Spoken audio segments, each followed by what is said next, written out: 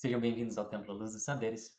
Nos nossos próximos relatos apométricos, a gente vai estar falando um pouquinho mais sobre as questões amorosas, sentimentais e afetivas que influenciam a vida de todos nós.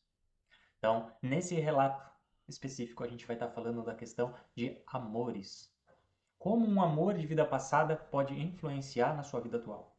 Você sabe como? Pela apometria, a gente vai ter uma denominação para esse tipo de fractal. São as subpersonalidades, experiências e vivências de vidas passadas que influenciam em maior ou menor grau a nossa vida atual. Quando a gente fala dos quesitos amorosos, a gente vai ter dois grandes marcos, ou aquela paixão avassaladora, aquele amor característico, ou o avesso, uma paixão ou um amor não correspondido nesse quesito amoroso, assim como outras tragédias que a gente tanto vê nos filmes, como a morte do seu grande amor, ou envenenamento, entre outros processos. Nesse relato em específico, a pessoa, numa outra vida, foi apaixonada pelo seu irmão. Nessa vida, inclusive, ela continua tendo esses problemas de se relacionar ou de ser apaixonada pelo seu pai. Então a gente tem que numa vida passada, essa pessoa foi apaixonada pelo seu irmão, porque numa vida anterior a essa, ele foi o seu parceiro. Então, muitas das vezes a gente tem situações onde em cada vida as pessoas estão em posições diferentes na nossa vida, na nossa proximidade. Numa vida ele pode ter sido seu parceiro, na outra vida ele pode vir como seu filho, como um irmão, como um parceiro de existência, que muitas vezes não vai estar dentro do social atual compatível com a ideia amorosa, mas que dentro do seu inconsciente, dentro dessas vivências de vidas passadas, ele já foi um grande amor. Isso é muito comum em relações, tanto pelo aspecto espiritual quanto pelo aspecto de criação da vida atual, ser relacionado aos pais ou mães. Então, vamos considerar assim. Muitas das vezes, quando a gente vai estudar isso pelo viés kardecista, a gente vai ter que a relação familiar ela é aproximada para que sejam possíveis resolver pendências de vidas passadas. Essa é a explicação básica. Só que muito além disso, existem os polos positivos e negativos. Então eu preciso entender as minhas vidas passadas, caso isso me afete na vida atual. Da mesma forma como essas relações podem afetar o meu emocional, o meu amor, a minha questão afetiva. É comum nós vemos em diversas pessoas esse espelhamento nos pais, que viram o seu objeto de desejo.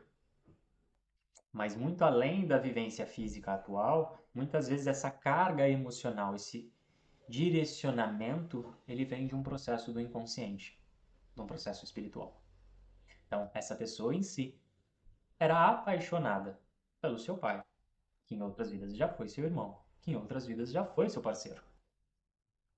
Entender isso permite eu ressignificar, muitas vezes, o porquê ela não conseguia um parceiro na vida atual. Porque o objetivo dela, consciente e inconsciente, era ter o pai como um parceiro. Entender isso pode trazer alguns processos à tona, como, por exemplo, ressignificar o porquê eu não consigo estar com alguém, porque meu objeto de desejo é outra pessoa. Então, quando eu entendo esses processos em maior e menor grau, seja da vida atual ou de vidas passadas, eu crio condição de ressignificá-los. Quem nunca ouviu falar que o nosso grande amor são nossos pais? Nosso pai, nossa mãe. Quando nós não temos essa persona, muitas vezes é deslocado para uma pessoa que faz o papel, assume o papel de pai ou de mãe na sua vida. Mas muitas vezes esse relacionamento, essa atração, sai do campo afetivo quando a gente vê um campo muito intenso de desequilíbrio nesse sentido. Espiritualmente, podemos verificar algumas situações que são comuns. Em vidas passadas, vocês já tiveram um relacionamento onde vocês foram um casal. Só que na vida atual vocês não são. Só que quando essas imantações de outras vidas nos influenciam, em maior ou menor grau, eu preciso compreender o quanto ela me atinge, me prejudica. Porque eu nunca vou ter uma vida feliz, amorosa, se eu, consciente ou inconscientemente, amar a outra pessoa. Muito menos se esse amor for um amor proibido, como um relacionamento entre pais e filhos. Entender essas questões espirituais de vidas passadas, da sua ancestralidade, contratos, votos e pactos, feitos em vidas passadas, influenciando a vida atual, seja com seus pais, seu parceiro, seu filho, permite perceber se existem esses campos te influenciando. Quem nunca viu um caso de amor ou um ódio entre pais e filhos? Muitas das vezes isso também se manifesta no seu relacionamento. O seu filho, tão amado e desejado, foi seu parceiro numa vida passada. Mas automaticamente ele foi rival do seu marido. Logo, seu marido, que por mais que queira amá-lo, não consegue criar um vínculo sem que ele consiga explicar, muitas vezes rejeitando a criança. Mas isso não justifica N outros processos da vida atual.